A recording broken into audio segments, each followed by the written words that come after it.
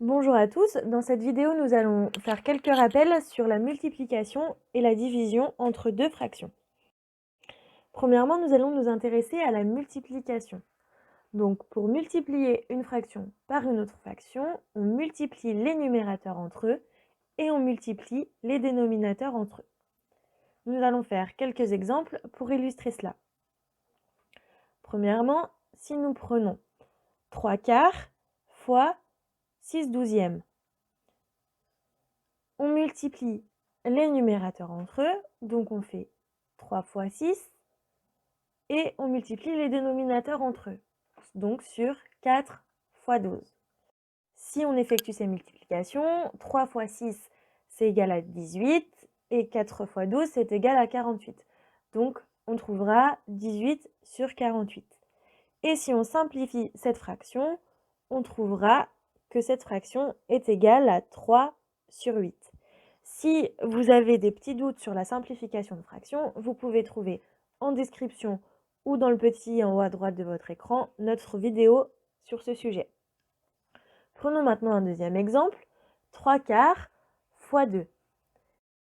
On doit toujours multiplier les numérateurs entre eux et les dénominateurs entre eux. Mais ici, on ne voit pas clairement le dénominateur de 2. Mais on sait que 2, c'est comme 2 divisé par 1. Donc 2 sur 1. Le dénominateur sera donc 1. On va donc pouvoir réaliser notre multiplication en faisant 3 fois 2 sur 4 fois 1. Ça nous donnera donc 6 sur 4. Et si on simplifie, ça nous donne 3 sur 2. Passons maintenant à la division.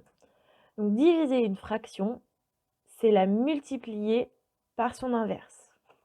Faisons quelques exemples pour illustrer cela. Si on fait 1 tiers divisé par 1 demi, on a vu que diviser par une fraction, c'est multiplier par son inverse.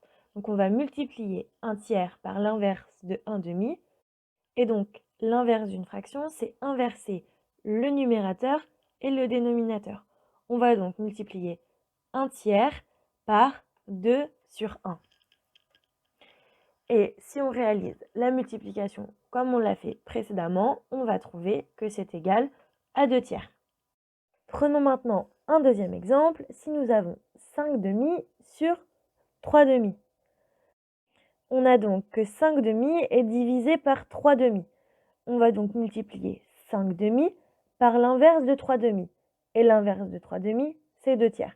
On va donc faire 5 demi fois 2 tiers. Ici, on peut voir qu'au numérateur, on a un 2 et au dénominateur aussi. Donc on peut simplifier en enlevant les deux. On va donc se retrouver avec 5 tiers. Prenons maintenant un dernier exemple. Si nous prenons 2 tiers divisé par 4, on va multiplier 2 tiers par l'inverse de 4.